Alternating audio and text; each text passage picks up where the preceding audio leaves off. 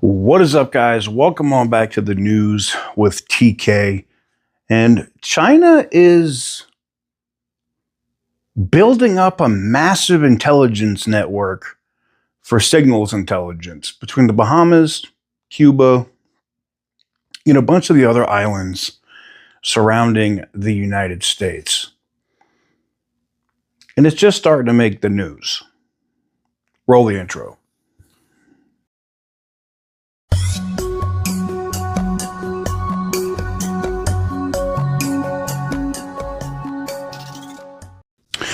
So what is up, guys? Welcome on back to the news with TK. While we'll have a clip on here from Kudlow talking about China is not our friend and talking about trade and what Secretary Bessent and them are going to do in Switzerland in terms of trade and numbers and tariffs and all of that. There is a more sinister threat south of the border for us across the Gulf of Mexico / part of the Atlantic going to Cuba. And, if you're in your 40s or around my age or older, you've probably saw the history of the Cuban Missile Crisis and how the Soviet Union was using that island to kind of be like a close base of operations to be near the United States. And it looks like China has picked that football up and run with it. Roll it. There are growing concerns tonight about China's increased presence in Cuba, an island just 90 miles from the U.S. coast. Chief National Security Correspondent Jennifer Griffin takes a look from the Pentagon tonight. Cuba is not just an outpost of Chinese influence. It's a strategic beachhead. A stark warning on Capitol Hill today. China's move into Cuba is only increasing. 2 years ago, satellite images emerged that showed China establishing a sophisticated intelligence surveillance outpost just 90 miles from the U.S. mainland on the island of Cuba.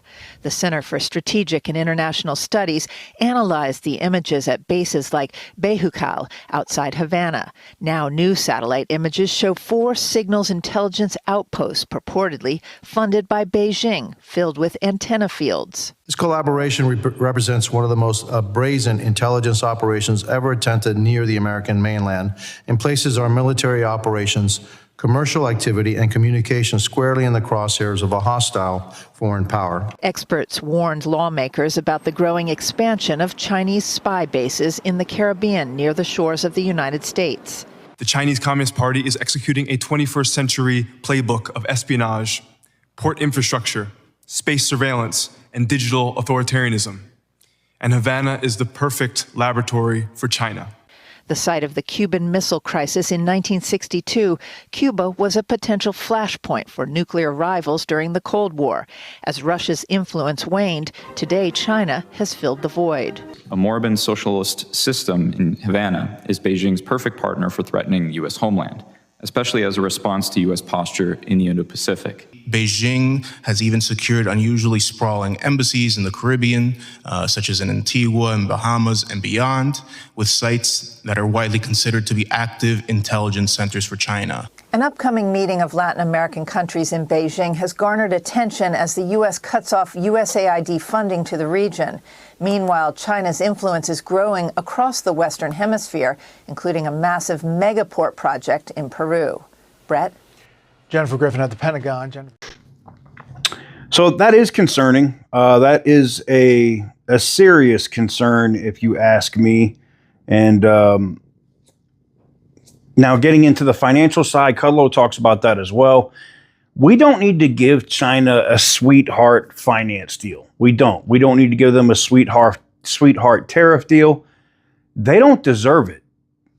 It's not just me saying it, but let's look what Larry said. It's a dictatorship, and it can never be believed or trusted, and that's the subject of the riff. I'm sure it's a good idea that Treasury man Scott Bessent and Trade Rep Jamieson Greer are going to Switzerland to meet with Chinese officials. They're apparently going to de-escalate or perhaps even negotiate the U.S.-China trade war, whatever all that means. But I'm also pleased that President Trump is keeping a hard line by not lowering any tariffs at the present time. And I kind of wish my friend Peter Navarro were going on this trip. Why? Well, Peter is very much a hardliner on China. And you know what? So am I. Perhaps Peter and I don't always disagree, but I think when it comes to taking an ultra-tough line on China, we very much do agree. As I've said many times, China cannot be trusted. They are our major enemy in the world. And after 2.5 years of negotiating the so-called Phase 1 China trade deal, the Chinese never adhered to the deal. And they double-crossed President Trump on fentanyl. And maybe most importantly, President Trump has basically turned China's water off when it comes to the economy. We are their best customer. But with a 145% tariff, they can't sell us very much. And of course, one of the major problems with the roughly $1 trillion trade deficit we have with China is that they are experts when it comes to denying market access to our companies who wish to export over there. Plus, we've never solved the intellectual property problem or the forced technology transfer problem. Plus, they reneged on the commodity purchase deals for farming and manufacturing. So who can trust them? And then this great Wall Street Journal story today. How bad is China's economy? The data needed to answer is vanishing. Oh, my God.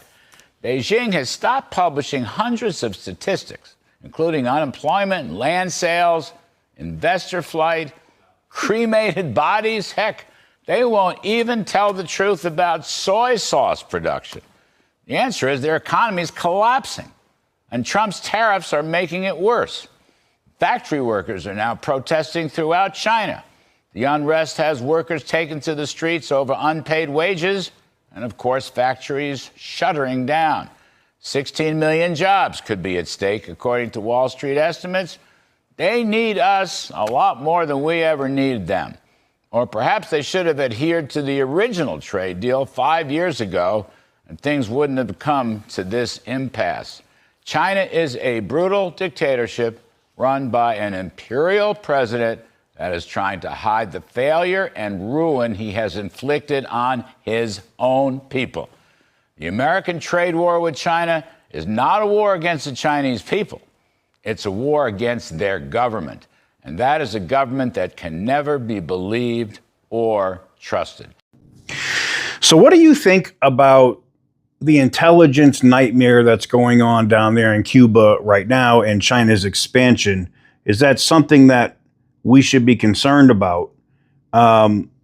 And two, should we reflect that in whatever our tariff offer is and trade negotiations are with China? Because I think so. I mean, look, we beat the Soviet Union in the 80s because why? Reagan bankrupted them.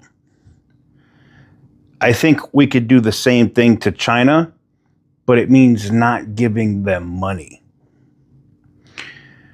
It definitely would affect things here in the U.S., not having those Chinese goods, but maybe that's for the best.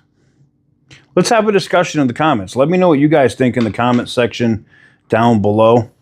Give the video a big thumbs up if you like what I do. Hit the subscribe button if you haven't already. And as always, stay petty, my friends.